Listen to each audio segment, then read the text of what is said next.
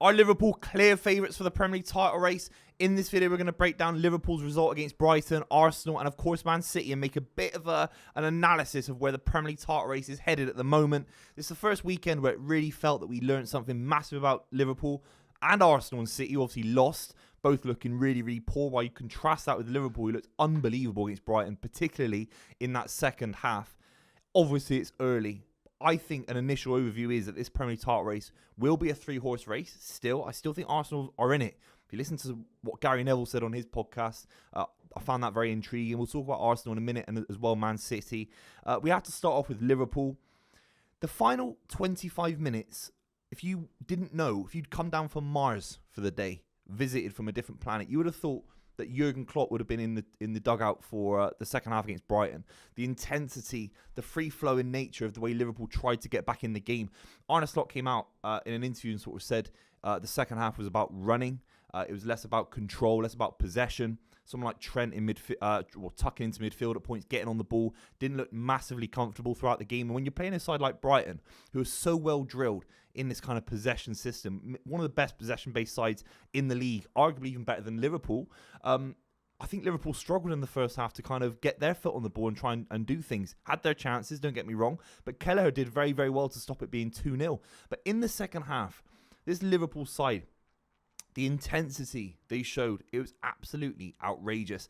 And the way Arne Slot is able to lean into the kind of history of Jurgen Klopp, I think some managers have come in sometimes with these big transitions. Look at David Moyes after Sir Alex Ferguson. You look at Unai Emery after Arsene Wenger.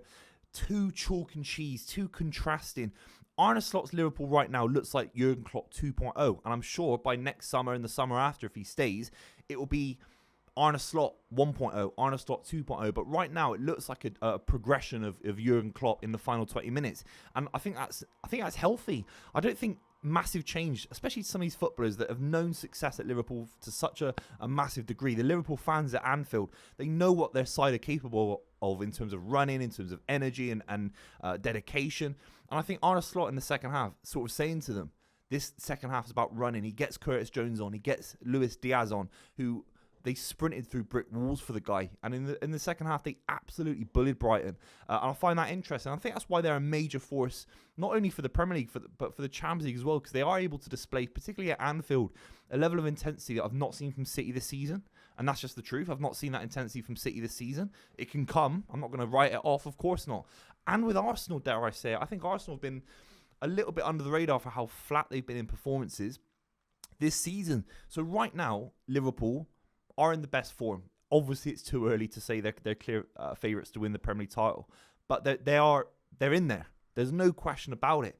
I think they're ahead of Arsenal. If you want to put City there for history and for what's happened in the last 4 years, fair enough. But Liverpool are very, very close, and they've got the spine of success. There's so many players that have won everything at the club, and they're still there, and they're still firing. Mohamed Salah scores an unbelievable goal. If anyone else scores that type of goal, you're shocked. If Savinho does it, if Saka does it from the right-hand side for City or Arsenal, you're shocked. It's crazy. He does it, and I've barely seen anything from it. Top of the net, 20 yards out. It was outrageous how good a finish it was. And I find it interesting that he's now gone above Robbie Fowler in terms of most goals in the Premier League. Only 11 behind Thierry Henry, which is unbelievable because we talk about Thierry Henry in such glowing terms. And he's just 11 behind Thierry Henry with, I think, quite a few less games played as well, and in a Liverpool side that was maybe in a little bit more transition compared to Henry that arrived in 2000 after the success of 98, etc. But I find the Robbie Fowler thing interesting because Robbie Fowler is considered a god at Liverpool. That's his nickname with some Liverpool fans. And Robbie Fowler, you're thinking all his goals were in the box, little poached finishes, a few outside the box, don't get me wrong, but he was an unbelievably naturally gifted finisher. And you think about Salah scoring more goals than him now in the Premier League. Robbie Fowler, one of the Premier League greats. And he's scoring goals from 25 yards out. He's scoring goals carrying the ball by himself. He's not scoring the easy goals. Some of them are, of course, when Mane's whipping things across the box, etc. But so many of them are self-worked. So many of them are kind of solo goals. I think it's a massive testament to Salah, who is the best right winger in the world right now, better than anyone else, let's be completely honest. And he's the kind of force that could drive Liverpool on. It's not just about Arne Slot, it's not just about Liverpool's experience. Liverpool have arguably 2, 3, 4 world-class players right now that get into an 11, combined 11 of world footballers. I don't think Arsenal have got that in the same way, and City certainly do. So it's very, very interesting. Top of the table, they're in a very, very strong position. We've had more time to dissect the Arsenal loss to Newcastle on a surface level kind of analysis of the game. Newcastle's always been tricky for Arsenal sides. It really has. Even Arsenal sides with more form, with kind of better legacy players. I think Newcastle is one of those you could justifiably say as an Arsenal fan is a bit of a red herring result. I mean, you think about even the 4-4 with Chet Tiote and Joey Barton scoring goals. It feels like it's a hard place to go. Of course, you expect Arsenal to do better and better against Bournemouth and better against Brighton. But I find it interesting what Gary Neville said about Arsenal in terms of these guys aren't out of it if they can find form in April, March, February. And I think they can, because a lot of these hard away games, you think about the North London derby, you think about City away, you think about Newcastle away. There's so many games that they've played now, Arsenal. Liverpool have come there already. That actually maybe the hard start to the fixture list for Arsenal, which certainly does exist. I think they have had a relatively tougher start to the season than maybe other clubs. You do feel the second half of the season, if they can get players back, they can add in January. And get Odegaard back. They're going to, a lot of these players are in great fitness and they are consistent performers. They really are. So if they can get them back, I think it's a big if, but if they can get them back, they definitely can go on a run. They really can. I need to see a little bit more. Newcastle was poor. In the second half, they only played 5 passes into the box, barely a shot on goal. The big one that I have to say as an eye test kind of thing is that Declan Rice's chance at the end. Now you've had time to digest it. You think, you have to score. You have to score that. You really do. The fact he doesn't even get it on target is a mentality thing, because he has to get it on target with the quality of player he is. It's a floated ball, back post, 5 yards out. He has to get it on target. And if the keeper makes an unbelievable Gordon Banks save, then fair enough. But he has to get it on target. And I think the fact that he misses it says a lot about the nerves around Arsenal at the moment, and the nerves of Declan Rice, who I think has been in relatively poor form since the start of the season. We can blame it on England and fatigue, of course. He's been exceptional for many, many years. You're allowed to have a little bit of dip in form. But even a 20% fit Roy Keane bangs that in. Vieira, Lampard, Yaya, all these guys. And Declan Rice floats it wide, skims it wide off. It sort of shines off his forehead wide. Very frustrating if you're an Arsenal fan. Really is. 7th different back four in the last 10 games, I think it is. It's outrageous. Now, you can't blame Calafiori. You can't really... Well, Saliba gets sent off. I think Arteta really has to settle down now. I think you have to move Partey out of right back. I think you have to put Partey into the midfield. I think you have to get Ben White back to right back. Gabriel Saliba now, there'll be a run there, of course, with David Raya. And then you can bring in Timber. You can bring in Calafiori and Zinchenko even Kirior. You can rotate that left back thing, which has been a consistent kind of thing for Arsenal anyway in the last couple of years.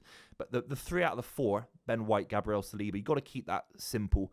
Partey, decent on the ball. Movement, not great.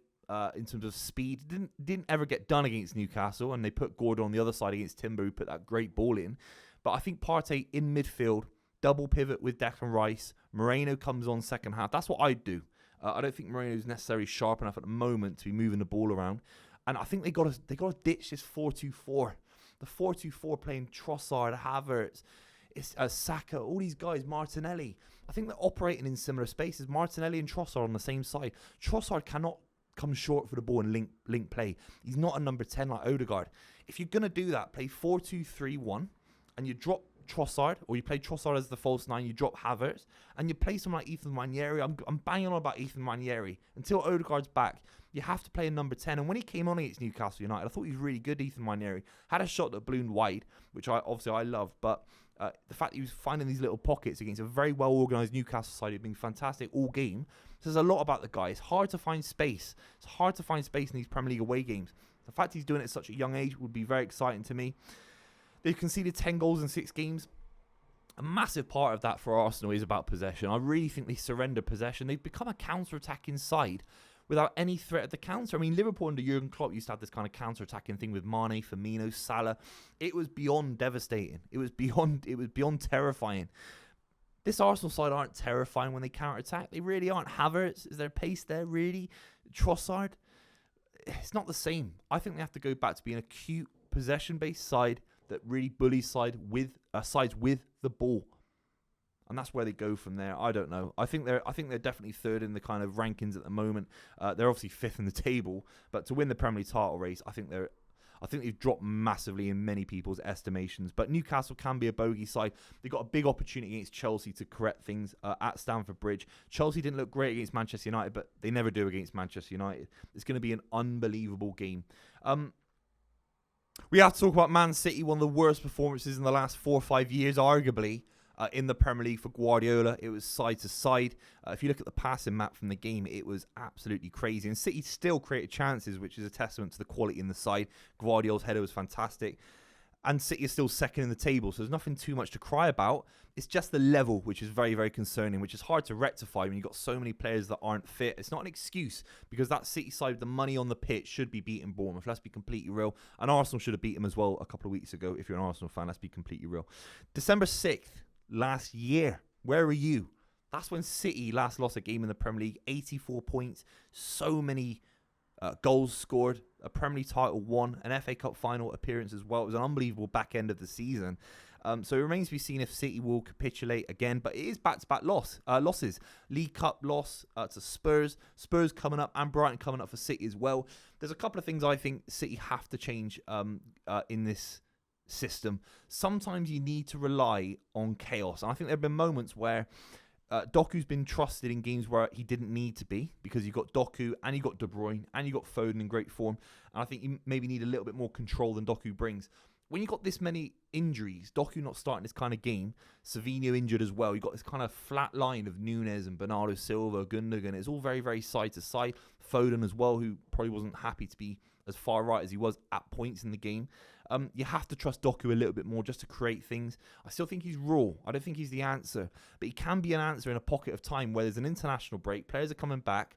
And I think he can create a lot of havoc. And he did when he came on against Bournemouth as well. Against Brighton, actually had a very, very good game against Brighton. One of his first games at the Etihad last season. And I think he can cause a lot of danger. The issue for City is, I think, is about desire, and it's not about the players want to win 5, they want to win 10 in a row. Every player does, but it's just about this kind of extra kilometre a game per player, almost this extra 5% that you saw with Arne Slot and his Liverpool side in the final 10 minutes against Brighton. I'm not seeing it with City in the same way. There's still moments of quality. There's still a very, very good record, second in the table, a good record in the Champions League as well, which is massively important. But it is about energy, and I think Matheus Nunes is another player that has to be trusted as well. He's been given as many minutes as he's probably ever had at City so far. He's running well, he links up play well. And I think you've got to just hang your hat on these kind of players. And Ilkay Gundogan and Bernardo Silva, these kind of guys, I'm not saying drop both of them, but I think maybe rotate one here or there. Try and get maybe Rico Lewis into midfield even to supplement Kovacic, who can be a little bit sluggish as well, in my opinion. Cute on the ball, always looks good. Never puts a foot wrong, but never takes the risky pass, in my opinion. And when the risky pass comes, it never feels smooth. It never feels like Rodri. Even Fernandinho used to play that ball a little bit quicker, a little bit more authoritative. And I think maybe Rico Lewis can come in, maybe put a Kanji right back when Ruben Diaz is back fit, hopefully. Something like that. I think the midfield needs a little bit more spark. Where is the spark? Where is the kind of desire in the midfield to go and win the game? And Matheus Nunes is showing it. It remains to be seen if he's got the quality. But I think you need to hang your hat on these kind of fringe players, a little bit fringe players that have something to prove, that want to stay at City for the next 5-6 years. And some of the other players that have already achieved success, you can rotate a little bit. I'm not criticising anyone at the club at the moment, because I still think City have got a very, very good record. City have got a very, very good position to win the Premier League title still. But you've got to be careful, because another couple of losses or draws, and suddenly Liverpool are in a manageable position to keep going on and winning games. And you don't want to give that to Liverpool in particular, because they don't bottle it in the same way that Arsenal do. Let me know what you think in the comments down below about the a bit of analysis of the Premier League title race. Loads of content coming out this week. If you made it this far, make sure you subscribe to the channel, and I'll see you very, very soon.